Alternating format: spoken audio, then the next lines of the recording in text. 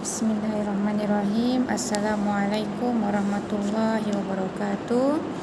Rabbi syrah li sadri wa yassir li amri wahlul 'uqdatam min lisani yafqahu qawli. Okey, baiklah anak-anak murid sekalian. Okey, pada hari ini adalah untuk pelajaran pendidikan tafsir Al-Quran dan hadis. Kita sambung pelajaran baru kita, iaitu pada muka surat 49.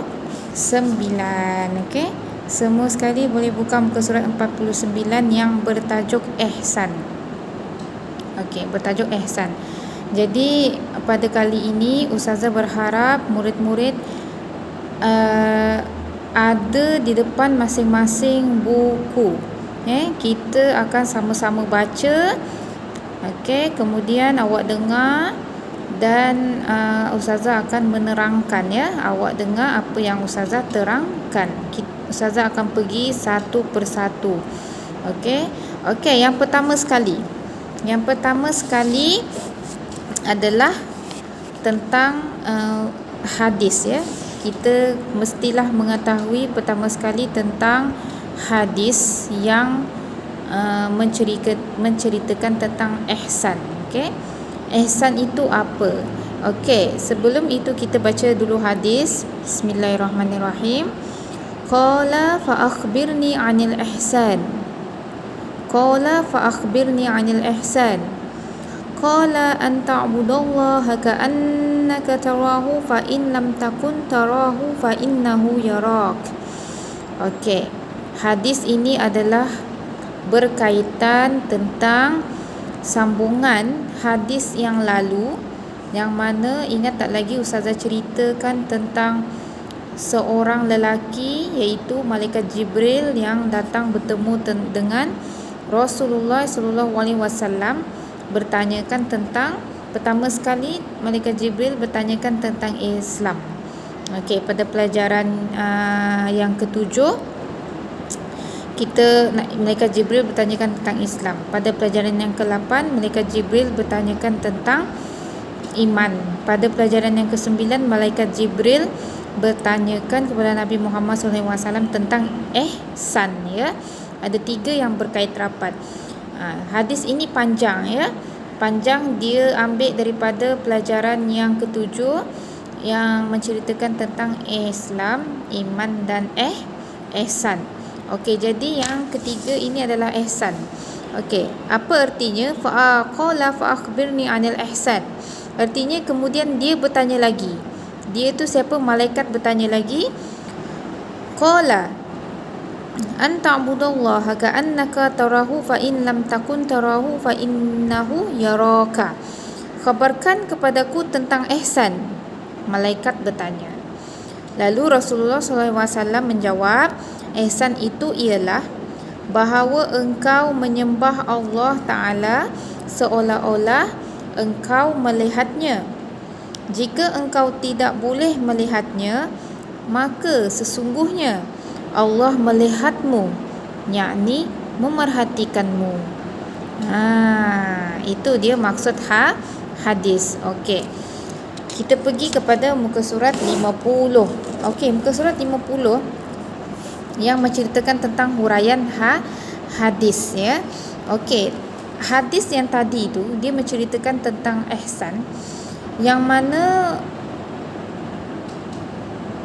apakah dia yang dimaksudkan tentang ihsan. Okey, huraiannya adalah ihsan ini dalam bahasa Arab bermaksud ketepatan atau kesempurnaan. Okey, ketepatan atau kesempurnaan. Manakala dalam istilah syarak, ia bermaksud melakukan sesuatu ibadah dengan baik dan tepat sebagaimana yang diperintahkan Allah Subhanahu Wa Taala. Dalam erti kata lain, melakukan ibadah dengan khusyuk, ikhlas dan yakin bahawa Allah Subhanahu Wa Taala mengawasi apa yang dilakukan. Inilah dia maksud ihsan. Yang mana malaikat Jibril bertanya, wahai Rasulullah, apakah dia maksud ihsan? Ihsan adalah apabila engkau beribadah seolah-olah engkau menyembah Allah seolah-olah engkau melihatnya. Beribadah atau menyembah Allah seolah-olah engkau melihatnya. Bermaksud ihsan ni kita melakukan dengan ikhlas. Ihsan ini diikuti dengan rasa ikhlas, diikuti dengan rasa khusyuk. Contohnya, kita ini memang sudah dianggap sebagai orang Islam. Kita solat. Okey, kita solat sudah dikira kita telah melakukan perintah Allah Subhanahu Wa Taala. Allah menyuruh kita solat, lalu kita solat. Di situ kita dah step pertama kita dah ikut. Step yang kedua, untuk menjadikan kita ini benar-benar seorang Islam yang sempurna.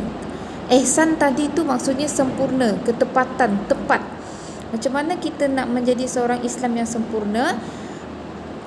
Ibadah kita, apa yang kita lakukan, apa yang Allah suruh kita buat, mesti diiringi ataupun mesti ada bersama-sama perasaan ikhlas, tidak terpaksa.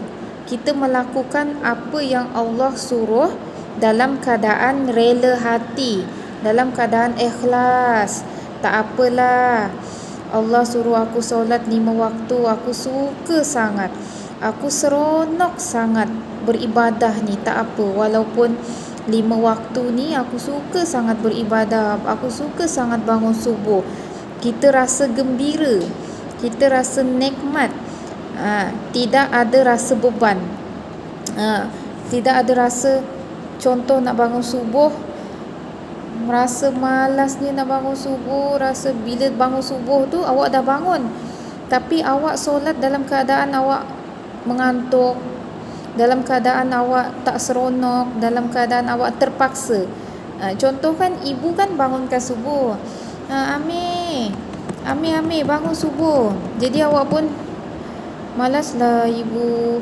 Bila awak sembahyang dalam keadaan terpaksa, itu maksudnya awak tak ada rasa ihsan. Awak dah Islam, dah buat perkara yang Allah suruh, tapi awak tidak ada ihsan dalam diri. Kita kalau nak jadi seorang Muslim yang betul-betul sempurna, yang betul-betul diredoi oleh Allah, mestilah ada perasaan ihsan. Ihsan tu apa? Perasaan ikhlas. Sebagaimana yang telah dilakukan, yang telah dikatakan di sini, kita lakukan ibadah dengan khusyuk. Betul-betul ingat dalam solat itu kita tidak memikirkan hal-hal dunia. Kita tidak memikirkan nak tidur, kita tidak memikirkan nak tengok TV, kita tak memikirkan nak lepas ni nak main bola sepak. Boleh faham? Ihsan maksudnya ikhlas, khusyuk dan yakin bahawa Allah melihat kita. Macam yang dikatakan dalam hadis, macam mana kita nak mengadakan sifat ihsan seolah-olah Allah itu melihat kita, seolah-olah kita melihat Allah. Tapi kalau kita tak dapat rasa kita melihat Allah, awak kena rasa Allah itu melihat, seolah-olah ada yang melihat walaupun kita tak nampak Allah Subhanahu Wa Taala. Contoh Ustazah beri dalam kelas. Kan dalam kelas Ustazah suruh buat, okey anak-anak murid sekalian, sila buat kerja rumah muka surat 31. Okey. Ustazah nak keluar sekejap, nak pergi ambil buku dekat bawah. Okey, Ustazah nak awak semua buat. Kalau awak tak bila Ustazah keluar ni, awak tak buat, siap Ustazah denda. Okey, jadi awak pun buat. So bila Ustazah dah keluar kelas, awak pun kalau orang yang tak ada sifat ihsan ni, dia akan tak buat kerja lah. Dia main-main, alah Ustazah tak ada, Ustazah tak nampak pun aku tak buat kerja, tak apalah aku main-main. Tapi kalau orang yang ada sifat ihsan ni, sifat dia rasa dia dilihat, dia rasa macam walaupun Ustazah tak ada dalam kelas, tadi Ustazah dah suruh aku buat kerja ni, aku kena buat juga. Seolah-olah dia rasa Ustazah tu melihat dia, padahal Ustazah pergi kelas, tapi dia mewujudkan, dia rasa Ustazah lihat dia, jadi dia pun buat kerja. Macam tu juga dengan ibadah kita sekarang ni. Sama ada kita puasa ke, contoh kalau kita betul-betul nak melakukan ibadah dengan sempurna, walaupun Allah tu kita tak nampak Allah, walaupun awak tak nampak Allah, tapi awak untuk merasakan diri kita ni ada rasa ihsan, kita mesti memikirkan bahawa Allah sedang lihat aku sekarang ni. Aku mesti puasa. Aku tak boleh curi-curi minum. Sebab Allah melihat aku. Kalau aku mencuri-curi minum, maknanya aku berdosa. Nanti aku masuk neraka. Ada malaikat catat ni. Kita mesti ada rasa macam tu. Boleh faham tak anak-anak murid sekalian? Kita mesti rasa Allah tu melihat kita. Barulah kita boleh melakukan kerja itu dengan baik. Kita yakin. Barulah kita boleh boleh puasa dengan baik, boleh solat dengan baik, sebab kita rasa Allah tengok kita. Kita rasa ada malaikat yang mencatat kebaikan kita, mencatat keburukan kita. Memang ada. Malaikat memang ada kiri kanan ni. Sebelah ustazah ni pun ada, sebelah kiri ustazah ada, sebelah kanan ustazah ada. Ada malaikat. Bila awak percaya ada malaikat yang mencatat kebaikan, awak pun akan semangatlah melakukan kebaikan. Betul tidak? Betul tak anak murid sekalian? Awak pun semangat nak belajar sebab ada malaikat catat kebaikan ni. Apa yang aku buat ni akan dibalas oleh Allah di syurga.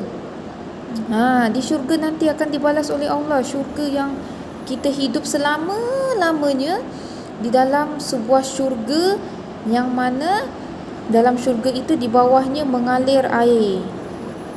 Apa sahaja yang kita nak makan disediakan. Kita duduk di atas pelamin yang tersergam indah. Ketika itu kita tak ada kesusahan dah. Itu maksud dia. Boleh faham tak? Itu maksud ihsan. Okey, kita sambung semula perenggan kedua. Okey, ini bersandarkan kepada hadis riwayat Muslim daripada Abu Hurairah radhiyallahu anhu, di mana malaikat Jibril bersoal jawab dengan Nabi SAW, dan di sana ada menyebut maksud ihsan. Menceritakan lagi sekali tentang ihsan. Malaikat Jibril kata, mal ihsan, apa dimaksudkan ihsan? Qala, Nabi SAW menjawab, anta'budallah, sesungguhnya kamu beribadah kepada Allah, ka'annaka tarahu, seolah-olah kamu melihatnya, seolah-olah kita melihat Allah. Ustazah ulang lagi sekali, seolah-olah kita melihat Allah. Fa in lam takun tarahu, walaupun kamu tidak melihatnya, walaupun kita tidak melihat Allah, fa innahu yaraka, maka sesungguhnya Allah melihat kamu. Boleh faham tak? Ihsan itu seolah-olah kita melihat Allah, ataupun kita merasakan Allah itu melihat kita. Barulah kita boleh melakukan sesuatu pekerjaan dengan bersungguh-sungguh. Kita ada perasaan yakin bahawa Allah SWT melihat kita. Boleh faham? Okey. Seorang Muslim terbina atas 3 landasan. Iaitu perenggan akhir sekali, seorang Muslim terbina atas 3 landasan utama, iaitu Islam. Okey.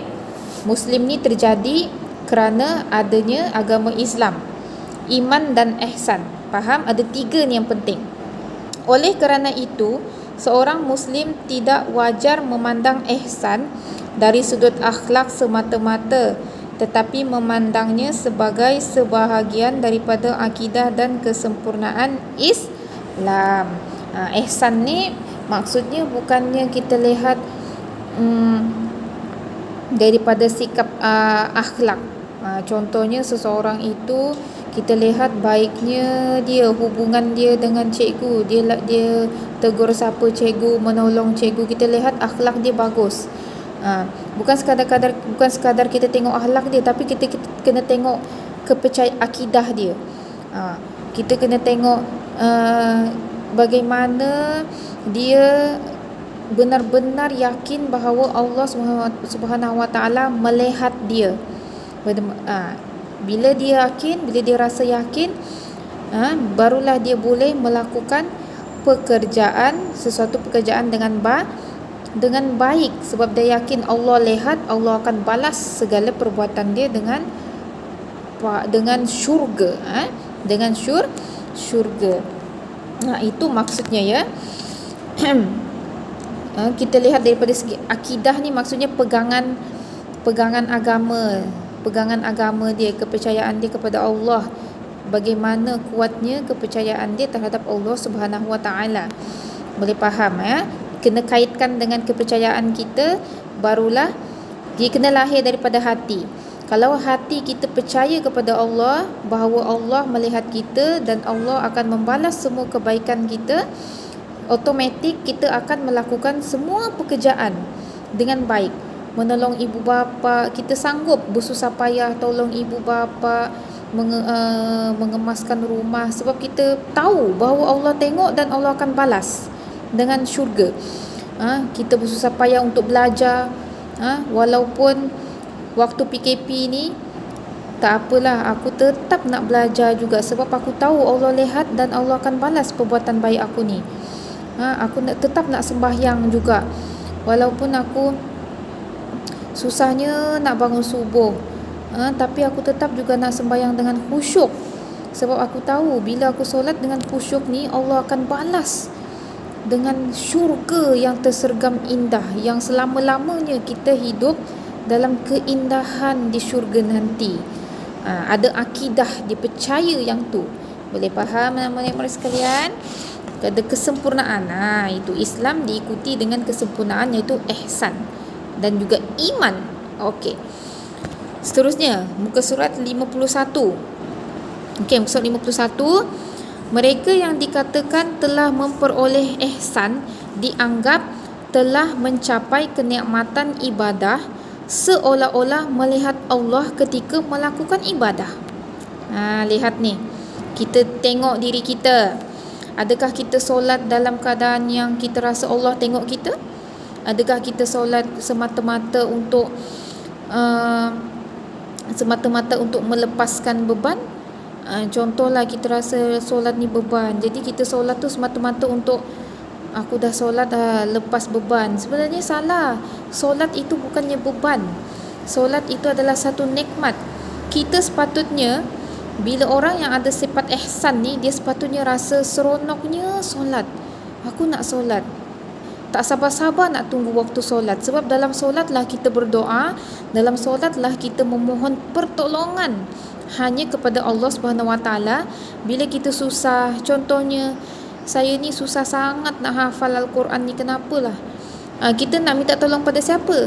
Kita minta tolong kepada Allah Subhanahu Wa Taala supaya Allah bantu kita untuk menghafal ayat-ayat Al-Quran. Susahnya aku nak menerima apa yang aku baca, belajar pun susah nak masuk. Tapi dalam solatlah yang akan membantu kita. Jadi dia solat dengan khusyuk.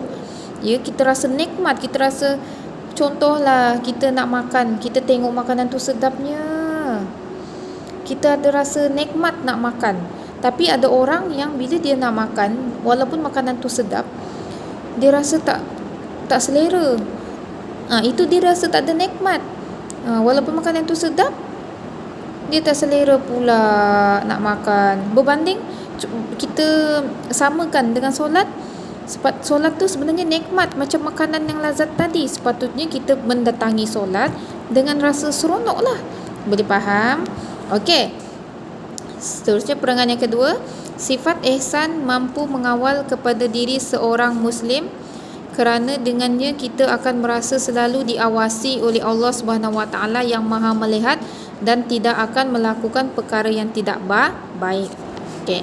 Ihsan bukan sekadar memelihara hubungan dengan Allah Subhanahu Wa Taala semata-mata, kerana ia merangkumi setiap perlakuan sesama manusia, sama ada bersangkutan perkara duniawi maupun ukhrawi. Ini maksudnya bukannya kita ada sifat ihsan ni semata-mata kita nak jaga hubungan kita dengan Allah, tapi kita ihsan ini maksudnya juga merangkumi hubungan kita dengan kawan-kawan, dengan manusia. Contoh kita dengan kawan-kawan, kalau kita tahu, kalau kita ada sifat ihsan, kita akan jaga hati kawan, kita tak kacau kawan, kita tak ejek kawan. Sebab kita rasa, kita tahu Allah tu akan menilai bagaimana pergaulan kita dengan manusia. Kalau kita layan manusia baik, maknanya Allah akan bagi syurga. Allah tengok, Allah nampak, malaikat pun catat. kita punya kebaikan. Malaikat kiri kanan akan catat, malaikat Raqib dan Atid akan catat kebaikan kita dan keburukan kita. Kalau kita ada perasaan ihsan, kita tak akan mengejek kawan, kita tak akan mencuri barang kawan, kita tak akan pinjam barang kawan tanpa izin. Boleh faham? Kita jaga. Contoh juga bukan kepada manusia, juga kepada haiwan. Kucing lah, kita tengok kucing ni kesiannya lapar, kucing tu berkurap, ada kurap, kucing tu nampak comot, tapi kerana kita ada sifat ihsan, kita rasa apa yang kita buat tu Allah lihat dan Allah akan balas. Kita pun walaupun kucing kurap, walaupun kucing tu tak comel, kita pun bagi dia makan. Kan ada orang dia pilih kucing, dia pilih kucing yang comel je, baru nak bagi makan kan, baru nak jaga. Tak, kita semua haiwan macam mana pun kita kena jaga. Itu maksud ihsan, bukan hanya kepada Allah, tapi kita jaga hubungan dengan manusia dan juga haiwan dan juga tumbuh-tumbuhan. Okey.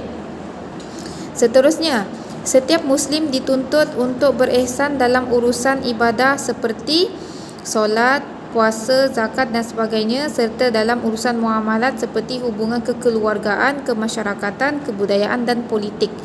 Ini dalam negara kita lah. Ihsan kita maksudnya kita melakukan semua kerja tu. Contoh dalam solat Ustaz dah cerita, puasa Ustaz dah cerita tadi, urusan muamalat contohnya seperti hubungan kekeluargaan, hubungan kita dengan ibu ayah, dengan adik-beradik, macam mana kita layan dia orang, baik ke tidak. Dengan masyarakat, dengan orang luar, bila kita jumpa orang luar, kita berhubungan dengan orang luar, bagaimana kita contohlah kita pergi kedai kan, macam mana kita cakap dengan penjual kedai tu, elok-elok tak kita minta nak tanya barang, kita kena tanya elok-elok hubungan kita dengan dia orang, dengan orang luar. Nak minta carikan ni, saya tak tahu di mana ya tempat apa, kita cara lembut, di mana ya, saya nak cari pemadam, nak beli pemadam ni pakcik, kat mana ya, boleh tolong tunjukkan tak? Kita cakap elok-elok dengan mereka, faham? Okey. Kemudian orang yang ihsannya kuat akan rajin berbuat kebaikan. Orang yang ihsannya kuat akan rajin berbuat kebaikan dan malu untuk berbuat kejahatan kerana menyedari dan yakin bahawa Allah sentiasa melihat perbuatannya. Bila kita rasa Allah lihat perbuatan kita, kita malulah nak cakap tak elok dengan orang, malulah kita nak, contoh time puasa kita nak curi-curi makan, malulah dengan Allah. So Allah tengok, kita rasa Allah tengok, jadi kita pun tak buat. Itu maksud ihsan. Malulah nak contohnya pergi tandas, kita pergi tandas, lepas tu tak flush, kita malu pasal nanti Allah tengok ni perbuatan aku ni, aku tak flush ni, habislah nampaklah najis kita tak flush, contoh. Jadi oleh kerana perasaan malu, kita yakin Allah melihat, kita tak buat, kita pun flush. Itu maksud ihsan, kita rasa Allah lihat, faham? Okey. Firman Allah Subhanahu wa taala, akhir sekali, firman Allah Subhanahu wa taala, wa ahsin kama ahsanallahu ilaik wa la tabghil fasada fil ard innallaha la yuhibbul mufsidin. Maksudnya, berbuat baiklah kepada hamba Allah seperti mana Allah berbuat baik kepada kamu dengan pemberian nikmat-Nya yang melimpah ruah. Ini dia arahan daripada Allah, perintah daripada Allah Subhanahu Wa Taala supaya kita berbuat baik kepada hamba, berbuat baiklah kepada hamba Allah. Maksudnya kepada orang lain lah. Kita pun hamba. Okey, kita hamba, kita berbuat dengan hamba Allah yang lain ya. Kerana Allah ni dah bagi macam-macam kita nikmat. Nikmat boleh berjalan, nikmat boleh makan, nikmat boleh tidur dengan lena, berbanding dengan di Syria, di Palestin yang kena bom, yang makan sampah, minum air kotor, mereka tak pergi sekolah, mereka terseksa. Tapi kerana kita ni ada nikmat yang melimpah ruah ni, kita sepatutnya bersyukur. Bila bersyukur, kita berbuat kebaikan. Boleh faham tak? Kita balas apa yang Allah berikan kepada kita dengan kebaikan. Okey, seterusnya sikit lagi ciri-ciri ihsan. Apa dia ciri-ciri ihsan? Muka surat 52. Semua sekali buka muka surat 52. Ciri-ciri ihsan ni maksudnya apa? Dia sikap-sikap yang ada kepada orang-orang yang boleh kita panggil dia ni ihsan. Dia ni ihsan, bagus. Okey, contoh pertama, mentaati perintah dan larangan Allah dengan ikhlas, bukan terpaksa, ikhlas. Yang kedua, sentiasa amanah dan jujur serta menepati janji. Ketiga, merasa nikmat dalam mengerjakan ibadah. Apa-apa ibadah je, solat, puasa, kita rasa seronok, kita rasa nikmatnya. Faham? Okey, kemudian yang keempat, sentiasa bersikap positif dan suka menyemai kebaikan. Bersikap positif ni kita bersangka baik aja. Wah, Allah hadirkan kita dengan penyakit COVID ni, tak apalah. Ini sebenarnya Allah nak ajar kita supaya kita sentiasa bersabar, supaya kita terima, supaya kita bila di rumah ni kita boleh, kerana penyakit COVID ini kita duduk di rumah dan kita boleh buat kerja-kerja yang bermanfaat. Kita lebih menikmati masa itu bersama dengan keluarga. Kita boleh membuat kerja-kerja yang bermanfaat. Okey, kemudian mendapat ganjaran yang besar daripada Allah Subhanahu Wa Taala. Okey, last sekali Ustazah nak tengok nak ni cara menghayati ihsan dalam kehidupan. Macam mana kita nak mengadakan ihsan dalam diri kita? Kita nak menjadi seorang yang ihsan ni bagaimana ya caranya? Okey, yang pertama sekali kita menyembah dan beribadat kepada Allah. Solat jangan tinggal. Solat jangan tinggal. Itu pesan yang pertama, solat jangan tinggal. Dan usahalah untuk khusyuk dalam solat. Okey, yang kedua, menjaga kesucian akidah sepenuh hati. Ketiga, memelihara hubungan yang baik dengan keluarga, jiran, tetangga dan masyarakat. Maksudnya kita sentiasa bertegur sapa dengan jiran, sentiasa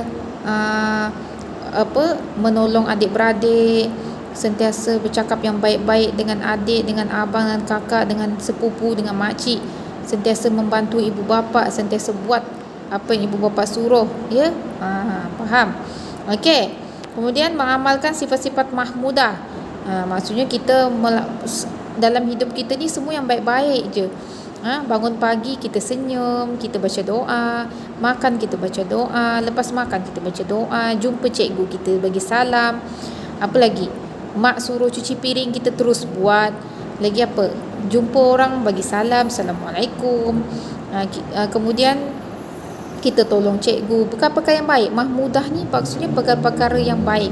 Okey, akhir sekali bersyukur atas segala nikmat Allah. Kita bersyukurlah. Bersyukur, Alhamdulillah ya Allah, macam-macam nikmat yang kau beri pada aku hari ini. Aku boleh berjalan, aku boleh makan sedap-sedap, aku boleh belajar. Kita bersyukur. Bukannya kita merungut. Merungut. Bila Allah berikan kita kesusahan, kita merungut. Contohnya sakit.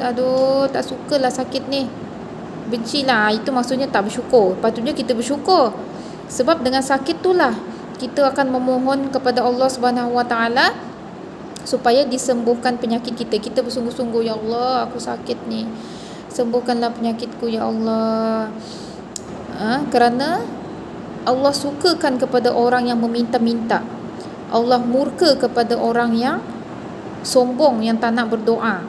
Sebab tu Allah bagi kita ujian sakit lah, kadang-kadang ujian ditimpa kesusahan. Kerana Allah suka kita, Allah nak kita ni meminta, kita berdoa kepada Allah Subhanahu Wa Taala. Okey, boleh faham? Okey, muka surat 53. Ustazah harap Ustazah nak awak hafal ya. Muka hadis ni hafal, tolong hafal hadis ni ringkas je. Okey, Ustazah harap awak boleh mendapat manfaat lah daripada apa yang Ustazah berikan ini. Okey, Ustazah nak awak baca ya. Sama-sama baca buku ni. Boleh faham? Baca dan fahami. Okey? Itu sahaja yang Ustazah boleh sampaikan. Assalamualaikum warahmatullahi wabarakatuh.